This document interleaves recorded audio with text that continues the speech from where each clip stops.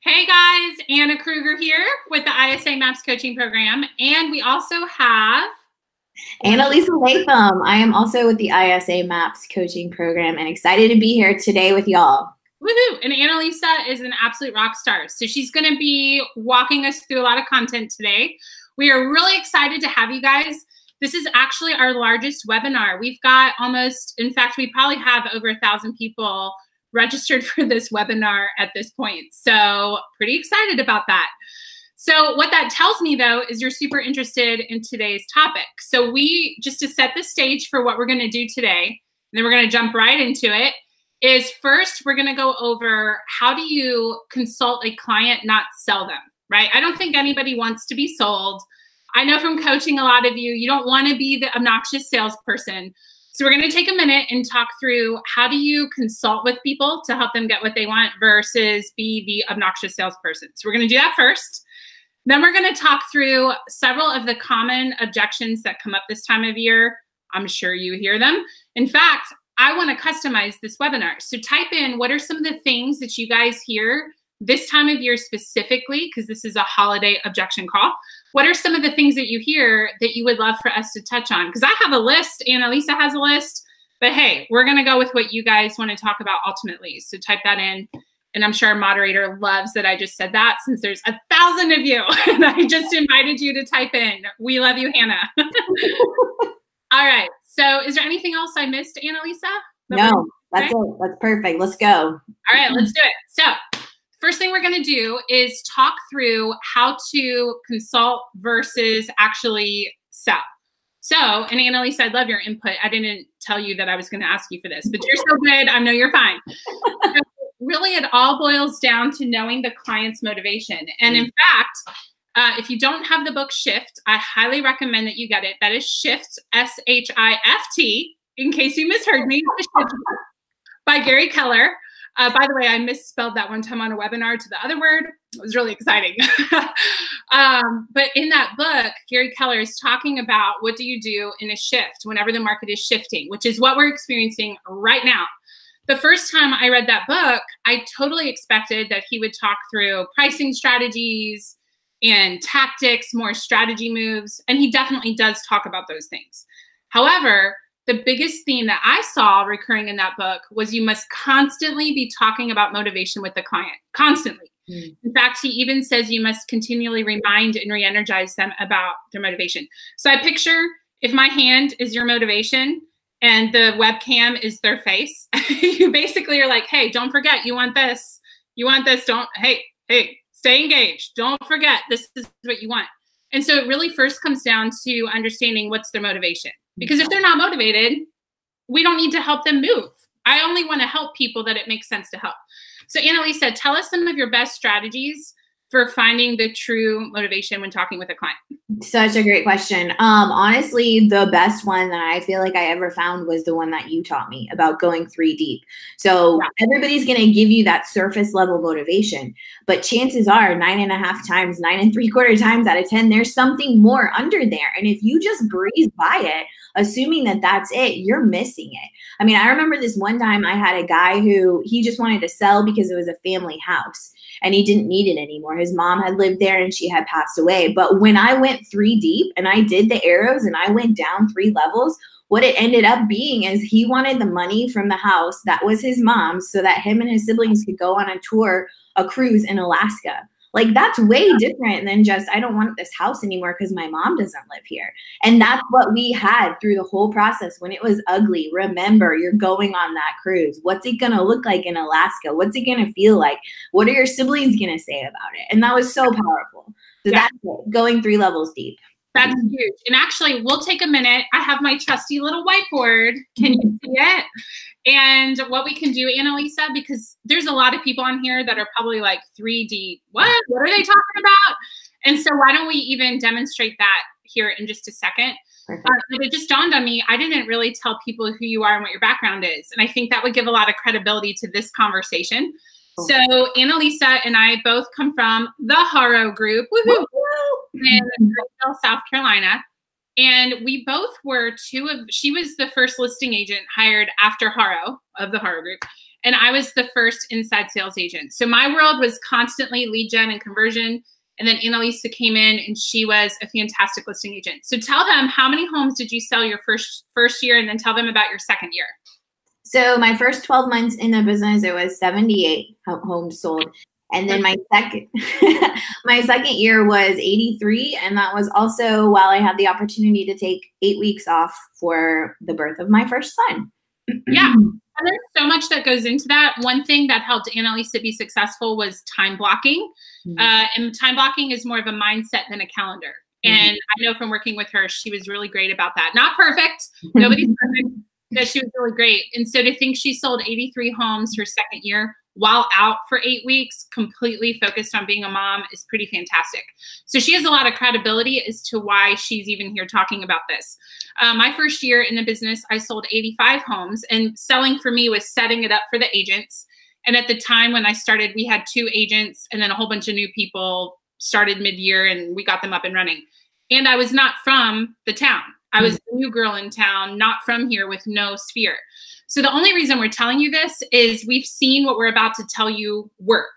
It's not some myth or something that we thought, oh, this sounds good for a webinar, let's hype people up. We've seen it actually work and produce a result that helps the community, it helps us, it helps the team. So let's show them real quick, Annalisa, what you were just describing about digging deep. So let's, you are a seller, because that's usually who we're talking to this time of year. You're a seller. And I want to just go through the digging deep. And what you guys will notice, guys, I'm using the word guys a lot, is I'm going to do downward arrows every time I ask Annalisa a digging question. What that's going to do is it's going to visually help me see, did I go at least 3 deep with Annalisa? We know most people give some shallow, surfacey answer. And even if we ask questions, they might not be on the same topic. We might jump topics.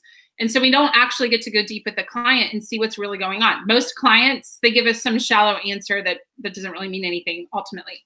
So Annalisa, let's demonstrate it. Be as realistic as you can. Okay.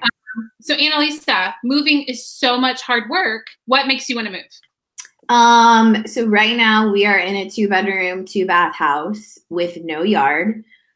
We have 1 kid and another one on the way, and I don't know where we're going to put all the baby stuff. And I don't know what I'm going to do with my 2-year-old when I need some time, because I can't just send him out into the yard. Like, we need more space.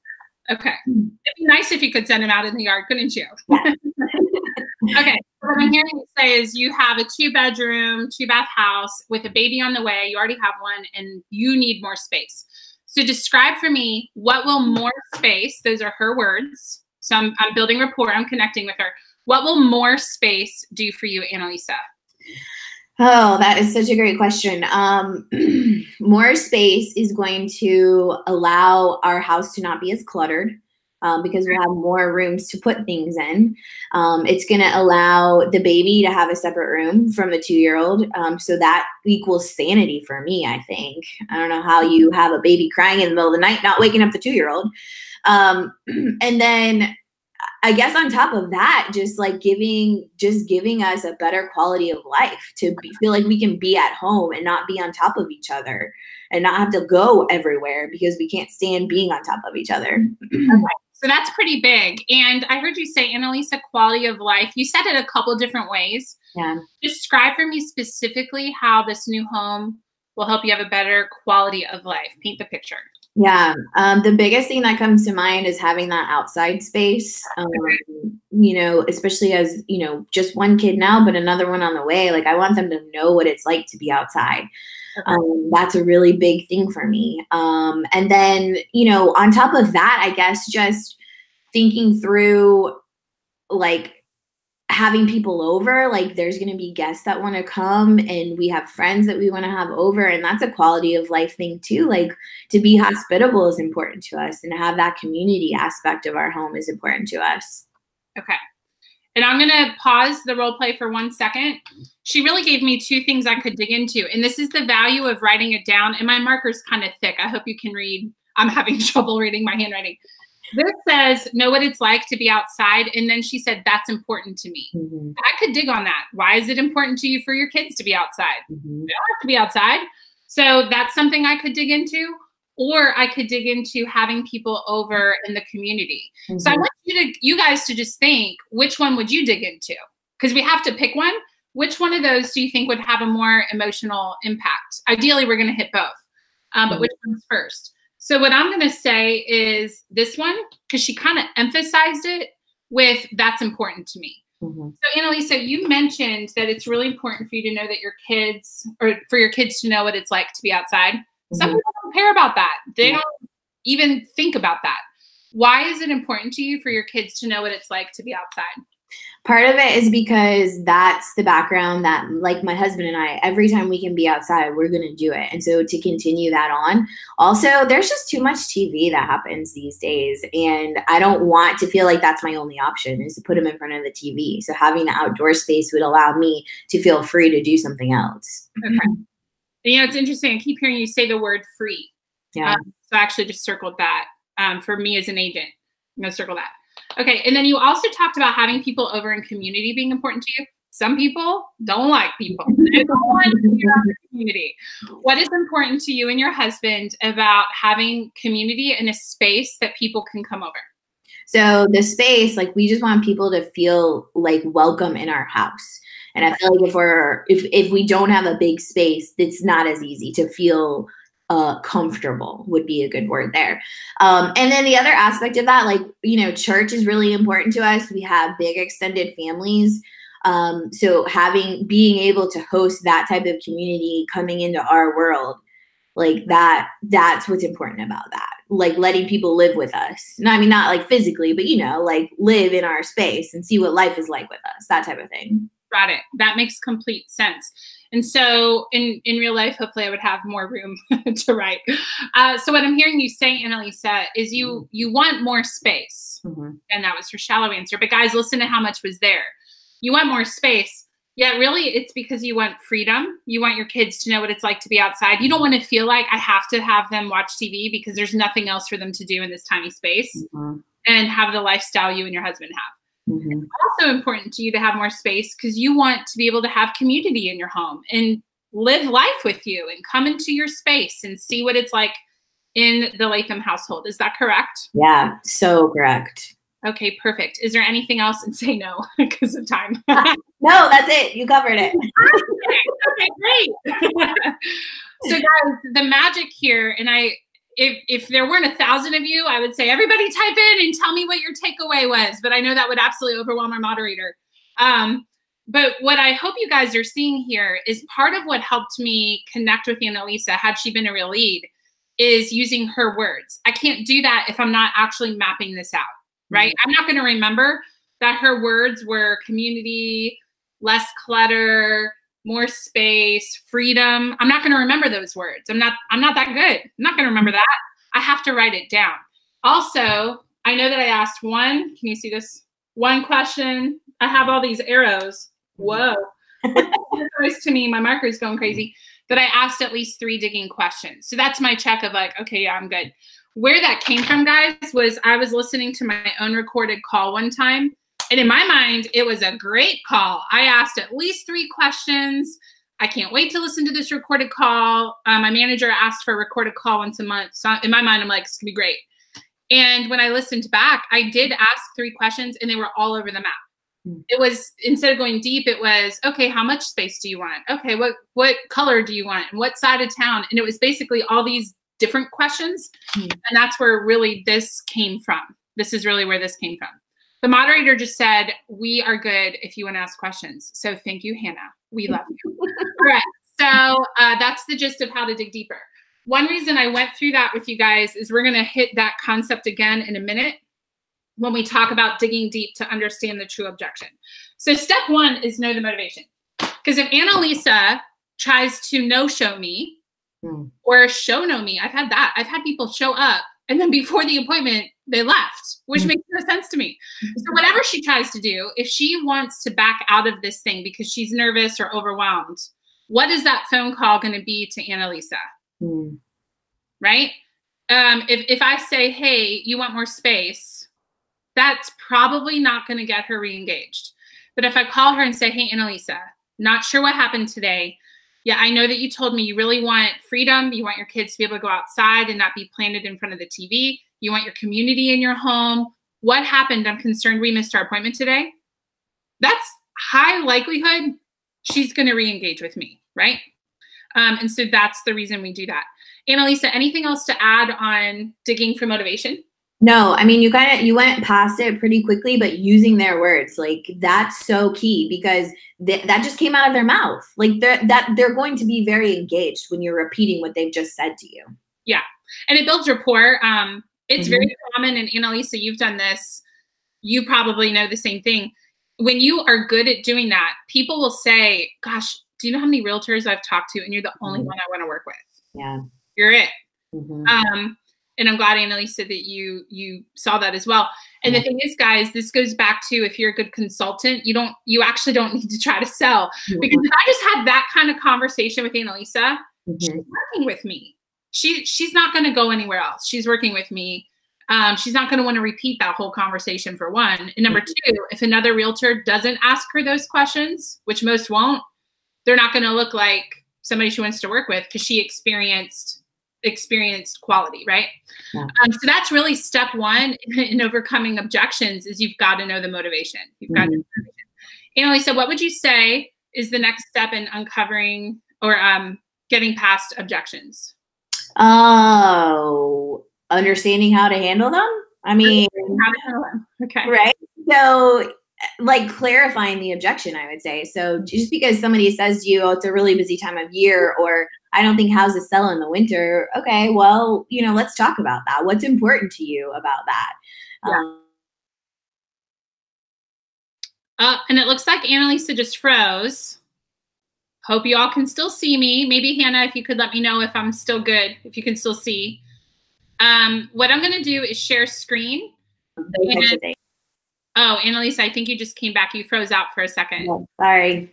At least to me. I don't know if you froze out to everyone else. So I think the gist of what you were just saying is understand the objection, the true objection. Yes, exactly. Exactly. Okay, cool. So what we're going to do is I'm going to share on screen. I'm going to disappear for a minute. You'll see my slides. Can you see it? You should see, okay, looks like you guys can see it. You should see a pattern for uncovering the objection. And Annalisa, if you could, again, be a client with an objection. And we're going to assume that I already know your motivation. Okay. In fact, this is just a continuation of the conversation we just had. For those of you listening, write down the steps that are on the screen. I don't mean to sound dramatic here, but this is the real deal. I'm going to come off screen for a minute because I'm getting passionate. I got to be able to see you. Here's the deal. If no one had objections, we would have all the closings we want, right? Because objections, I think of them like we're on the road and they're the detour. So if we know how to navigate detours, you're going to have higher success rate helping the people in your community and hitting your own personal goals. So if people said, hey, Anna, you have 1 hour with salespeople and it's the only training they'll ever have in their entire life, in their whole sales career, what would you teach them? It would be 1, how to uncover motivation, which we just did. And then 2, how to uncover objections. Because if you have those 2 things, the rest will take care of itself. The rest will take care of itself. So let's put back up the slides. Here we go. Write them down. And Annalisa, go ahead and just give me an objection and I'll work my way through the steps. Okay. Let's see. Like this time of year is just so busy for us that I don't know that it's the right time right now for us to be talking about this or for us to even sit down and meet together. Okay. Well, I really appreciate that. And I'm glad you're honest and upfront with me more than you can even know. So what you're saying is it's a crazy time of year and you're not sure about meeting. Is that correct? Yes, exactly. Okay, perfect. So tell me a little bit about this crazy time of year and what all you have going on. Just like looking towards the holidays, trying to figure out where we're going, what we're doing. The kids have projects in school. My husband is traveling a little bit. There's just several things going on right now. Okay. And I can completely appreciate that. And so when you talk about the projects, a lot going on, husband traveling, what specifically about that is a concern to you? It just feels overwhelming. And adding something on top of it You know, I think part of it is just, I don't know, like, what am I going to need to do to sell my house? I don't know. Okay. Got it. And if you know, if you don't know, that's okay. But if you know, what specifically is causing you to feel overwhelmed? Well, I mean, now that you make me stop and think about it, I guess it's just the unknown. Okay. The unknown about? Yeah, like not knowing what I need to do to get my house ready. Is that going to add another huge piece to this, to what I have going on? Okay. Got it. So I think what I'm hearing you say, Annalisa, is it's the holidays is part of it, but really big picture, it almost sounds like even if the holidays weren't here, it's just simply, what do I need to do to get my house ready to sell? And that feels overwhelming right now. Is that accurate? Yeah, I guess you're right. Okay. So Annalisa, if I could help you figure out what you need to do to get your home sold, would you be open to talking about it? Yeah, I think so. Yeah. Okay, perfect. Now, let me pause for just a minute, because I know there's people on this call thinking, yeah, but they have more objections sometimes. And you're right. Annalisa and I helped a lot of people. We know how they are. We know. So what you can do if they say no, I'm just going to say, okay, well, what else is holding you back? And start that process over. So the reason that we do this, guys, is how many of you, again, I wish I could see you and have you raise your hand. I know that's not really this format.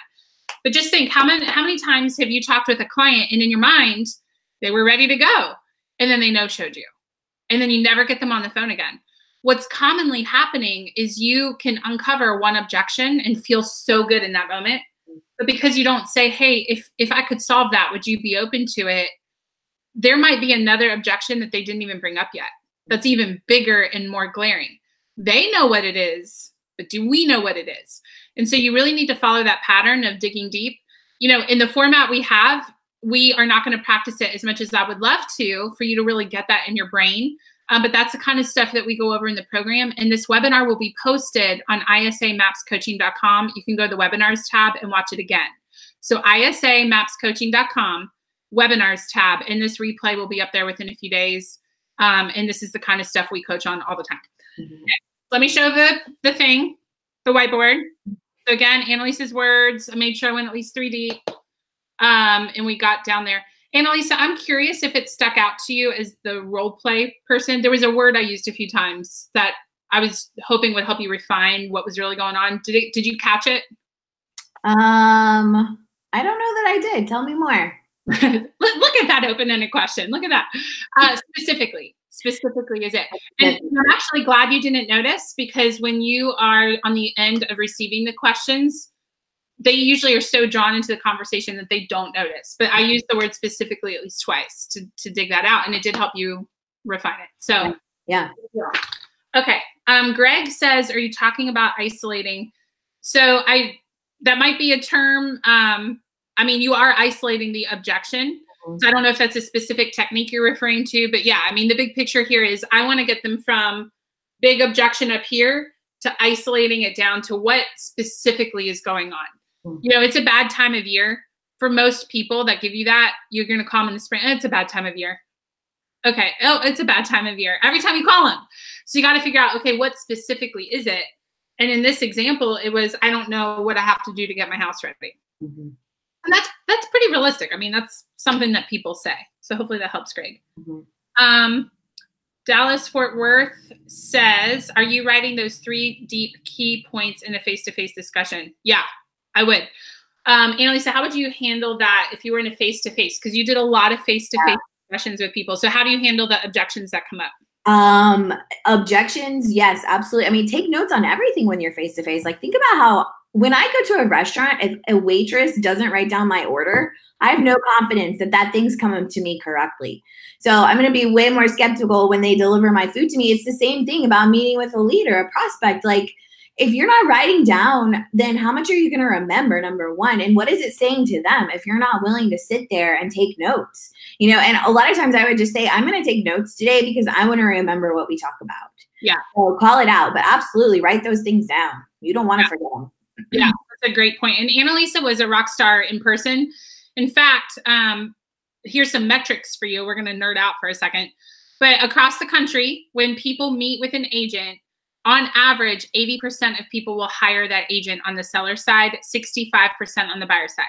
Annalisa was 90% and higher during the time that we worked together consistently. So if Annalisa got in front of someone, 90% or more of them signed. And I remember that because it was my metric too. My money was riding on Annalisa locking these people down. So it was 90% or higher on a consistent basis. And so she was great in person. And so if Annalisa says, write it down while you're in person, it's got to work because she's way above average. Way above average.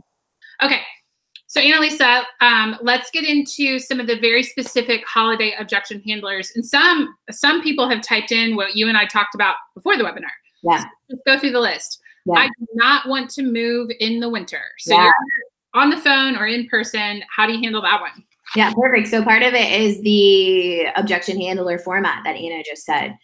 That we just went through. So going 3 deep. So thank you for sharing that today with me, Mr. Seller. What's important to you about not moving in the winter? Or what's important to you about waiting until the spring to move? You know, and getting that. So another common way that I would handle objections is just saying like that specifically, I don't want to move in the winter time. You know, Mr. Seller, I'm so glad that you shared that with me today. And in fact, I've spoken with a lot of other people who have felt the exact same way and they don't want to move this time of year either. But fewer homes are on the market this year, which means more competition, and more competition for you means higher price on your house when it does sell. So I think we can both agree that selling your house for the highest price is the absolute best scenario for you. Is that correct? How do I argue with that? No, I don't want as much money. Right?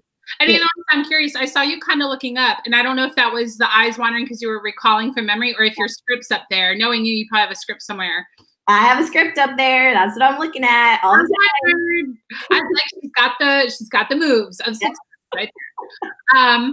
Okay, so actually, let's also put some data up there. So to bring it back, Annalisa, I love how she approached that of motivation and then also digging deep using the pattern. Because just trust me, if someone says, I don't want to move in the winter, you don't know enough information to handle that objection. If you are attempting to handle the objection, I don't want to move in the winter, and that's all you know, that's issue number 1 right there. Mm-hmm. Because is it that they don't know what their house, you know, what needs to happen? Is it that they think it's a strategy move? Is it that they're gone for 3 weeks over Christmas? Mm-hmm. Who knows? So you have to dig deeper. Mm-hmm. Same thing with Greg, you typed in, it's a really busy time of year. Caesar typed in, looking to move next year, or I'm just looking. You know, again, all of those things, we have to know more information. Mm-hmm. So let me put up some market stats real quick. This comes from keepingcurrentmatters.com. Highly recommend. Haro used to subscribe. In fact, he still does subscribe to keepingcurrentmatters.com. I don't know about you guys, but I sure don't like doing a ton of research. I just want someone to do it for me and then tell me the highlights. Keeping Current Matters is the highlights. So every month they do a 30-minute overview of the market. So that's where this data comes from. So Annalisa, if you could just explain, what does that slide mean and how could it be used for someone that thinks they're going to have a better time selling in the spring versus the winter?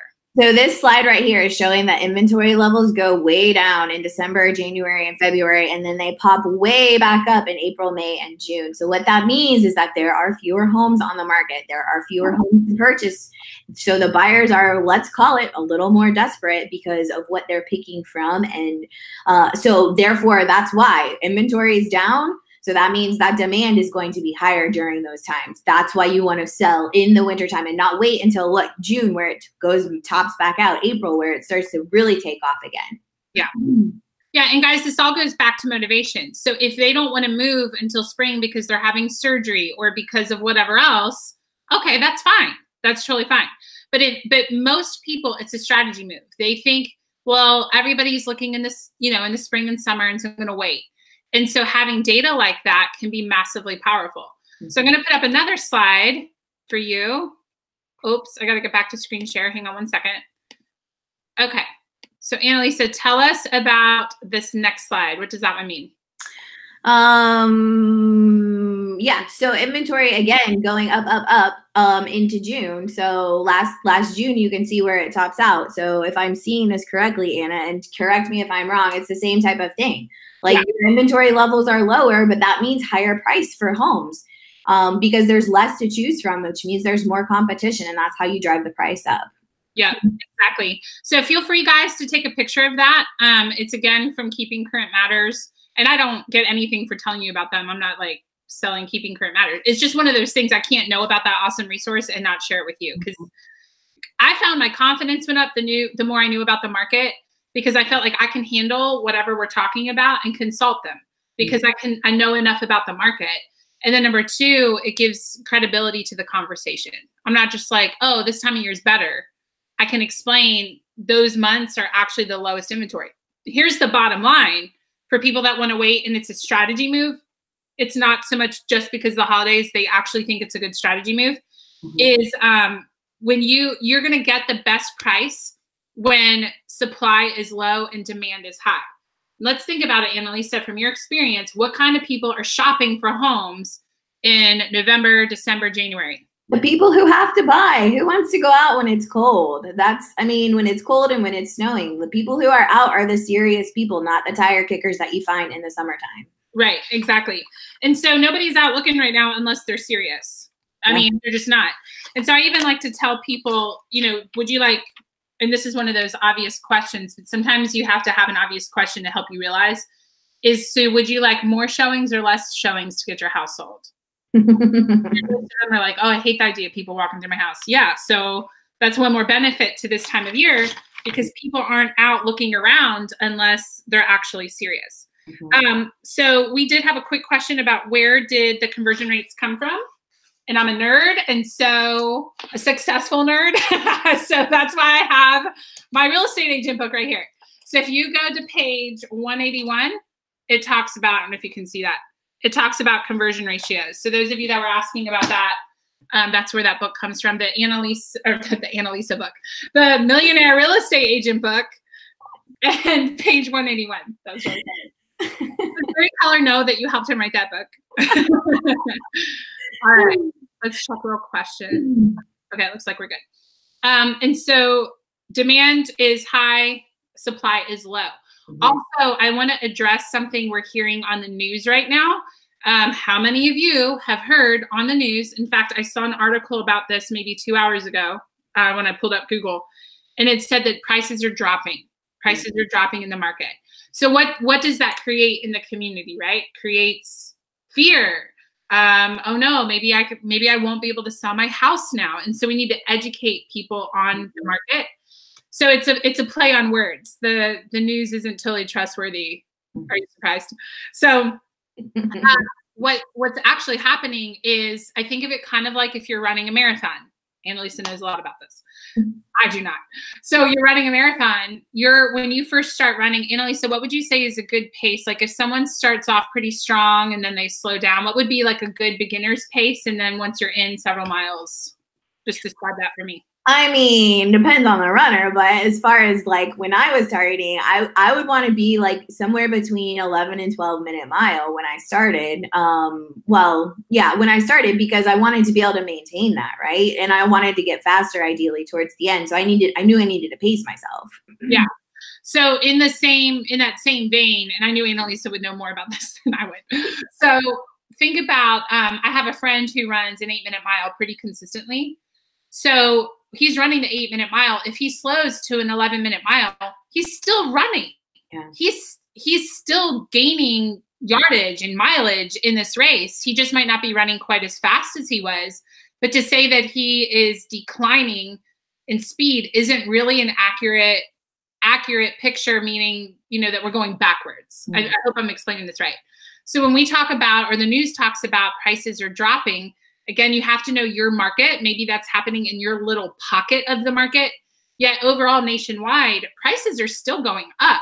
They are still increasing. They're just not as increasing as quickly. Mm-hmm. So that would be like the runner who started at an 8-minute mile, slowing to an 11-minute mile. There's still progress being made. He's still making mileage. There's still gain, right? It's just slower than it was at the beginning. So that's what's happening right now. People have this perception because of the news that prices are maybe actually going backwards. And we're not going backwards. We're just not running as fast as we were. Mm. The housing prices are still going up. So again, you have to make sure that you're educating people that think, oh, I need to wait because the market's actually going backwards. It's not going backwards. It's just moving slower than it actually was. Yeah. There's another little tip for you. So Annalisa, what about going back to the ones that they typed in? Yep.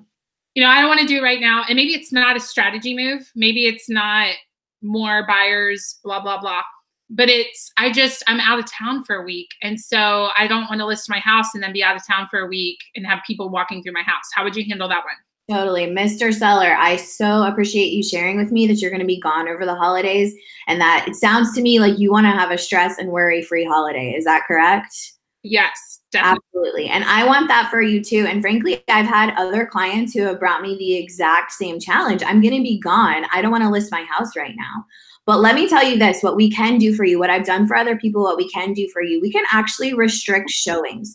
So if you have a period of time where you know you're not going to be here and you're not comfortable having the house open or having showings, that's okay. We are allowed to restrict showings during that time period. And so that'll allow us still to have your house on the market and to capitalize this time of less inventory so that we can get your house sold for the most amount of money in the least amount of time. And of course, with the least amount of hassle to you. Wouldn't it make sense for us to go ahead and sit down and discuss this? I have tomorrow at 6 and the next day after. Knocking it down. So again, we're ultimately helping the client, right? I want everybody to write this down. This is a takeaway. Objections are either a lack of motivation or a lack of education, and that's it. There are no other types of objections. They might sound very different, but if you peel them back, it's always either a lack of education or a lack of motivation. It's one of the two. So in this case, it sounds like this person wants to list their house. They're just concerned about being out of town for a week. So the education piece is you can tell, in Greenville, we call it the appointment center, but whatever you call it where you live, you can tell the showing people that, hey, my house is unavailable for showings from this date to this date. Done. And that piece of education could make a huge difference.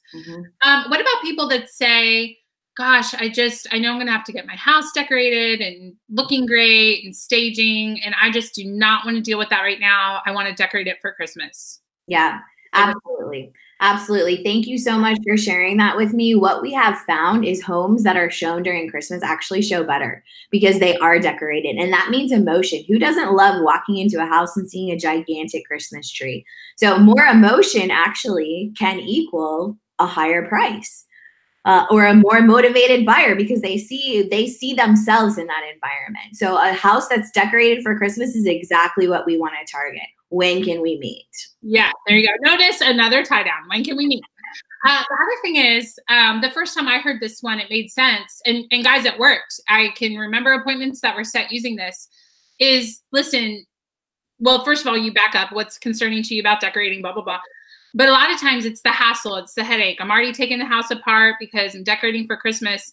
And if that's the specific objection, a great way to handle that is great. That's actually exactly part of why it's easier this time of year because you're already going in the attic. You're already taking apart your house to make it look good for the holidays.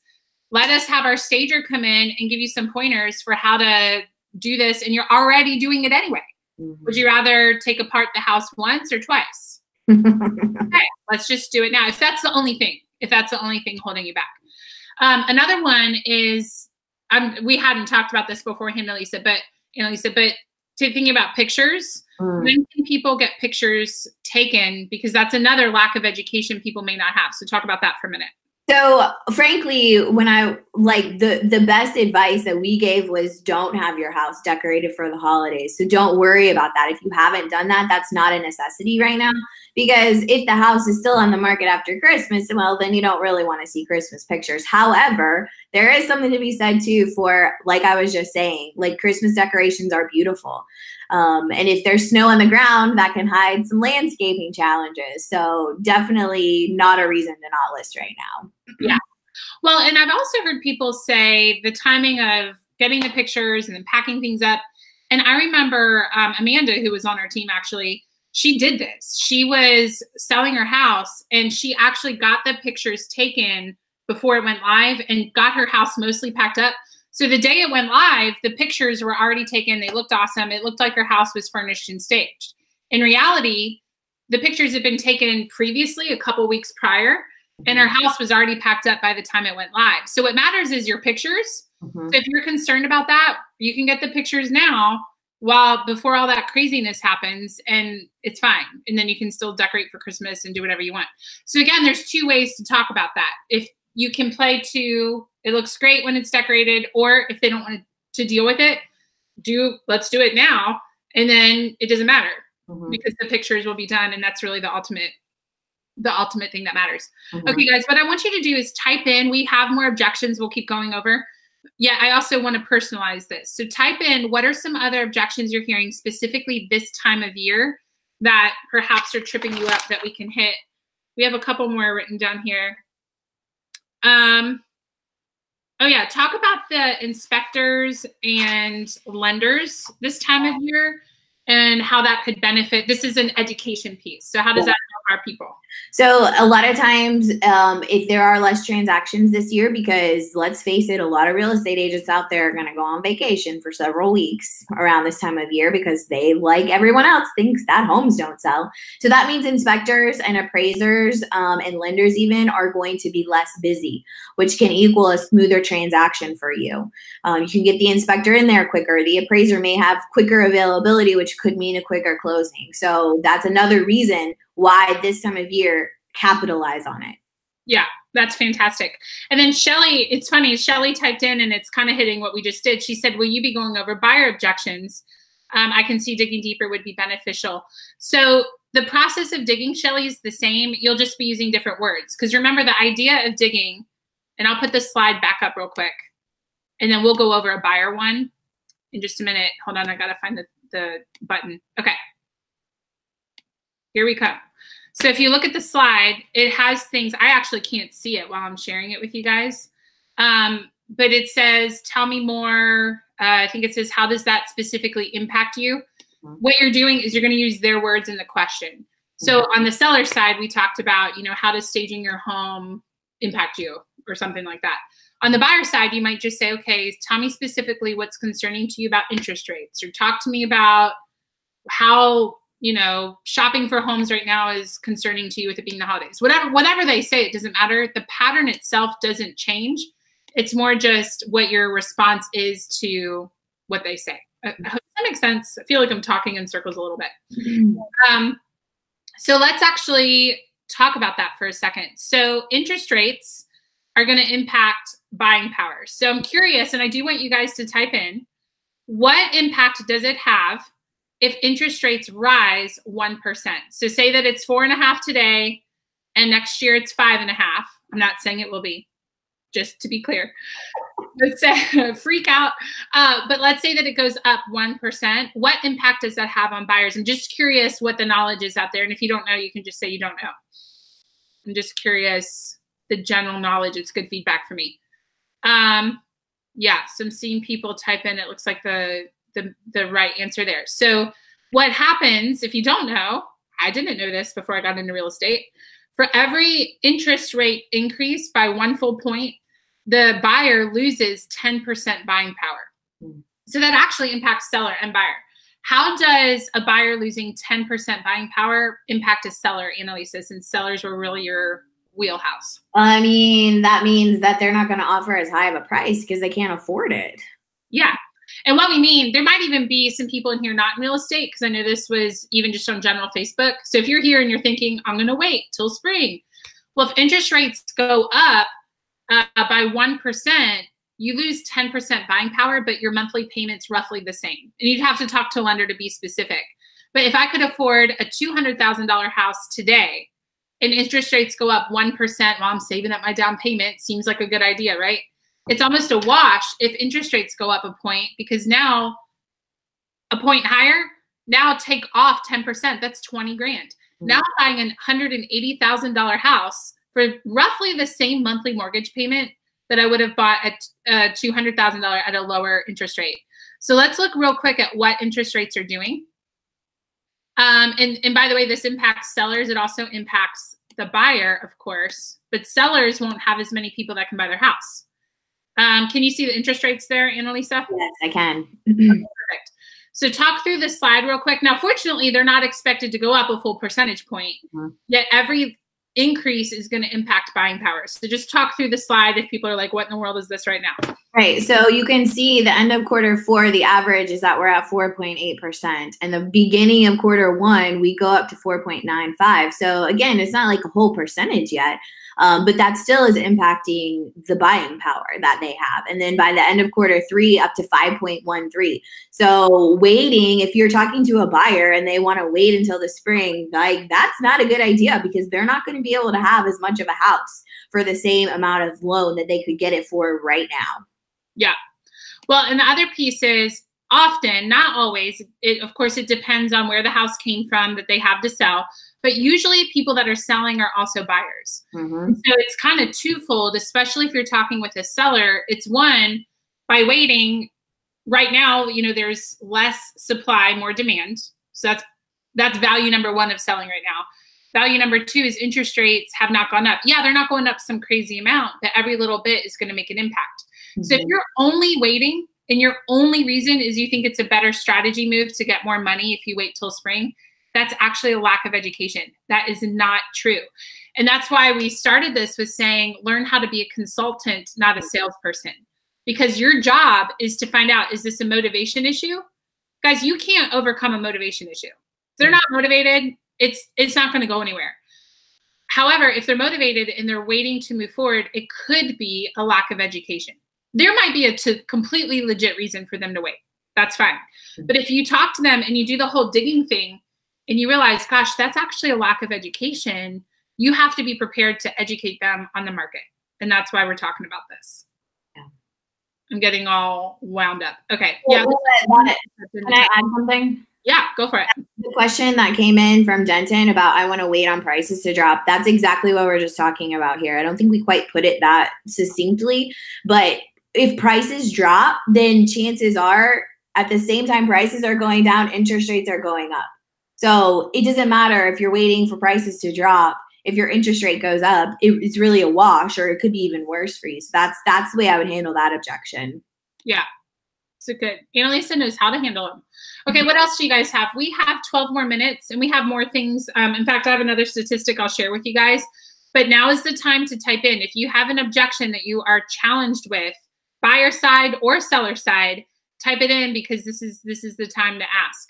Mm-hmm. So one other piece of information I want to give you, and again, this came from Keeping Current Matters. I am not a researcher. I leverage that. So on Keeping Current Matters, I was watching it today, and they said that 2018, we do have, again, nationwide, we have less home sales than we had in 2017. So less homes have sold in 2018 than in 2017. However, they're expecting 2019 to be above 2018, possibly even higher than 2017. And again, these are all projections. But the point I'm making is people, if you're nervous or you have this perception because prices are slowing down in increase or whatever else might be, you know, oh no, what's going to happen to me as a realtor? You're actually in a great place because the for sale by owners that could sell before, they need help now. They're not going to sell on their own because they need powerful marketing now. There's going to be more homes coming off the market that expired. That's a great opportunity for you. And they're projecting, like I just said, they're projecting that we will sell more homes in 2019 than we did in 2018. So the amount of homes selling is going up, even though prices are slowing in growth. That makes sense. Mm-hmm. It's a little confusing to talk about without having all the data in front of us. But number of homes is going up. Even though the prices are slowing down, they're still increasing. They're just not increasing as quickly. Hopefully that made sense. Okay, let's see. Ooh, this is a good one. I want to find my next home before I sell. So many things. Okay, so Annalisa, I'll let you take it away. So first of all, it's the question of, thank you for sharing that with me. What's important to you about finding the next house before you sell this one? And that could take you any number of places. So frankly, you'd have to find that out first. What's important to you about that? Then you brainstorm with them. If you did sell your house, most people are going to say, I don't want to be homeless. Okay, I won't have anywhere to go. Okay, great. If you were to sell your house before you found another one, what options would we have? So get them to think through, like, do I have family I could stay with? You know, is there a short-term rental option that I could have? Does my corporate office have an apartment that we could stay in for a week or whatever? So like that, again, so many directions you could go with that, but brainstorm with them about what their options would look like. And then also explaining to them that in a market where there's a lot of competition, the chances of a seller taking an offer that's contingent on a house that still has to sell, that might not even be in the market. I'm not a listing agent. That's a heck no. See you later. Come back to me when it's under contract. So explaining, it's an educating thing. Just like Anna was saying, you've got to educate them. And a lot of people don't realize that that's a thing, that a seller would turn down an offer that's like that. Yeah, they just don't think it through. And guys, they're smart people. All of us have areas. Like if you tried to talk to me about accounting, yeah, that is not my thing. It's not that you're not a smart person. It's that that's not your thing. I didn't think about it from that angle. That's because it's not what I do. And so one of the best questions you can ask someone is put them in the position of a seller and say, you know, Annalisa, I know that you want to wait to find your next house before you list yours, but let me just ask you something. If you had 3 offers in front of you today and you're a seller, and you have 3 offers in front of you, 2 are ready to go. The third one says, I want to buy this home, but I have to get my house listed and sold first, and then I'll be able to buy your house. What would you do? I would not pick that one. I would go with the straight up clean offer. Yeah, which is what they always say. So again, it's just that they didn't slow down to think about it, because we move so fast in today's world. They just didn't slow down enough to think about it. That's often what it is. So put them in the position of the seller and see what they have. You can also ask them, can you buy a house without selling this one? That's a good one. Maybe they can. Yeah. And so again, it really comes back to asking questions first. Okay, let's see another one. Chris and Christy. Hi, guys. They said, I am seeing prices drop, so we're going to wait until spring when values of these homes are substantially less than right now. So I think that might be for the buyer side. So Annalisa, I have one for that, or you can take it away. I mean, I think the same thing we were just talking about is like, well, first of all, like we know what reality is today, so capitalizing on that. But then also as prices drop, interest rates are going up. So does it actually make that much sense? It's that education piece again. Well, and it also goes back to prices aren't actually dropping. Now, I'm making a general statement because I don't know every single market that you guys are in. So you have to know your market. But here's the deal. I hope this works out because I'm not artist. Yeah. All right. So it's not that prices were going up and now they're actually going down. That's not what's happening. So if they're saying prices are dropping, they don't understand. It's a lack of education. And make sure that we're educated as agents, right? It's prices were going up maybe like this, and now they're slowing and going a little bit slower up. So I hope that makes sense. This is my very fantastic art for the afternoon. But the point is prices in most places aren't dropping. They're just not going as fast. They were running an 8-minute mile, and now they're running an 11-minute mile. They're still progressing. So if you own a house today and you're average in America, your house is still going up in value year after year after year after year. As of right now, it is still going up in value. It just might not be going up as quickly as it was a year ago or 2 years ago. It's slowing down. So if people say, well, I want to wait to read right off the screen, we're going to wait till values are substantially less than they are right now, unless that's very specific to your market. That's actually a lack of education. It's not that they're going to be less. Good one. Perfect. What I want to do real quick, we still have 5 minutes, so we're going to keep fielding questions, but I want to make sure before we go that people know how to reach you, Annalisa, and I'll share my information as well. So first of all, a lot of you, this is your first time on the webinar. This is the largest webinar we've had. There's a place that you can go and find more. We've done, I don't know, a ton of these at this point.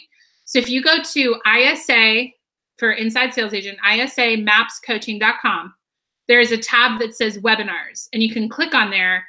Annalisa and I have talked through how to have a schedule where people come to you. That's going to open up a can of worms. I mean, imagine a world where appointments come to you in office versus you driving around town. It happens. Annalisa did it all the time. So we have a webinar on that. We've interviewed some of our other coaches. Katie sold 144 homes her first year in the business. How did she do it? We have a webinar about that under there. So go to isamapscoaching.com and click on webinars. Second thing, if what you've heard today, you're like, gosh, I need more of this. Annalisa and I both coach, and we focus, we're with MAPS, Coaching of Keller Williams, and we focus in on lead generation and lead conversion. There's a program where we talk about this stuff every single week. You can also find out about that at isamapscoaching.com. So Annalisa, if they want to reach you directly, what is your email address? It's AJ as in Joker, D as in dog, Latham. I think you're going to put it on the screen at gmail.com. AJD Latham, Latham as in Mike at gmail.com. There it is. Love it. Perfect. And then mine, Anna, is mapscoachanna at gmail.com. So if you go to isamapscoaching.com and click on that, and you say, I want to know more about the program, this is making me realize that I have more that I want to know. I want to know more of the patterns. There's a section on that page, there's a tab that you can click on, and it'll say, I want to talk to a coach or something like that.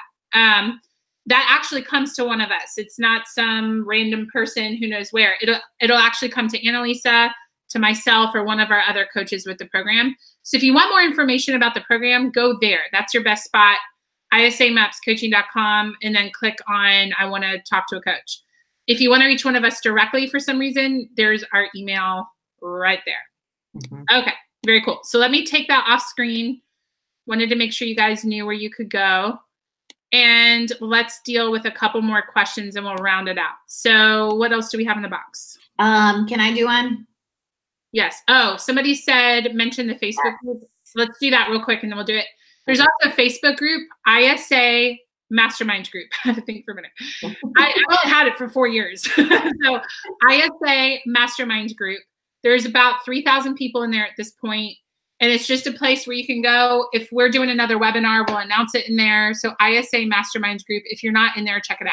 Okay, Annalisa, what would you like to do next? Totally. The one, and this came up a couple of times, but I'm having family in town, so it's too hard to keep the house clean for showings. Again, earlier in this webinar, we talked about giving them the option of restricting showings, so that's a big deal. But another way to go with this is the same way that you would handle a mom who comes in and says, I have 2 tornado children who will tear my house apart. How am I going to have showings?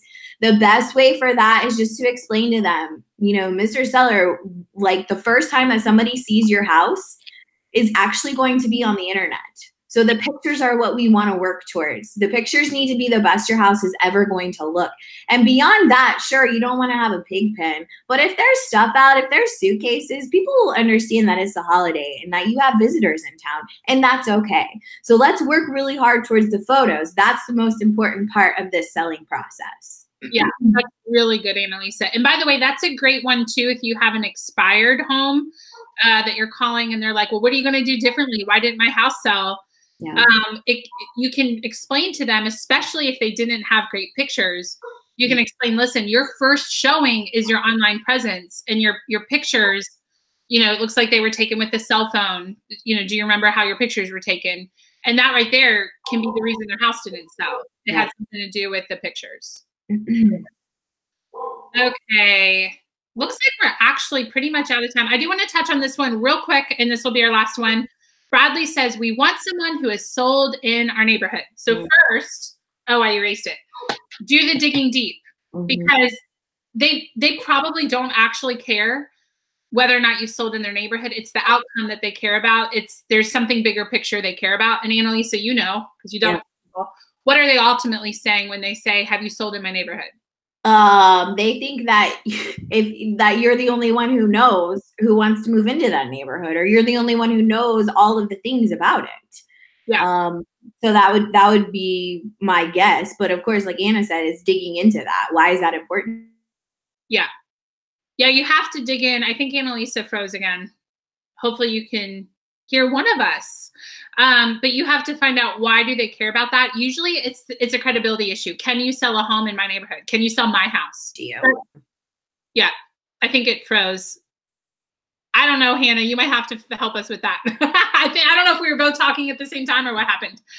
Ultimately, though, Bradley, it boils down to finding out why. Again, if you're dealing with the objection and all you know is we need someone who is sold in our neighborhood, that's a sign you haven't dug, and you want to dig in and see, well, what's important to you about that? What's actually the reason? really what they're ultimately saying is, can you sell my house? Mm-hmm. That's usually what's underneath of it. And that's, again, we're educating them on how you sell houses. It's a lack of education on how you sell houses, because usually they don't, at the end of the day, they don't usually care if you've sold a house in their neighborhood. They just want to know that you know what you're doing. Mm-hmm. That's all that they really care about. To me, that's like saying to a heart surgeon, I'm coming up with this analogy on the spot, but that's like saying, hey, heart surgeon, have you performed heart surgery in this specific hospital? Have you actually done heart surgery in Greenville Memorial walls before? Because if you haven't done them in the walls of Greenville Memorial Hospital, I don't want to work with you. Well, what if he's the best heart surgeon in the country and he just moved to Greenville? No, I haven't done a heart surgery in the walls of Greenville Memorial Hospital. That doesn't mean he doesn't know what he's doing. He's a fantastic surgeon. And so that could even be an analogy that you use. You know, do you want someone that sold one home in your neighborhood one time, or do you want someone that has sold 80 homes this year? It's the method that matters, not so much the location of the home that we sold last time. All right. Let's read. Okay, perfect. Hey, Lindsay, it's great to see you. All right, so I think we're out of time. If you have questions, what we'll do, we can do a follow-up. Our next webinar could be a continuation of this. So you give us feedback. If you have more on this that you want to hear, type it in, because that will give us feedback on what our next webinar should be about. So again, isamapscoaching.com. Check out the webinar tab, and we will see you guys next time. Bye, Annalisa. Bye.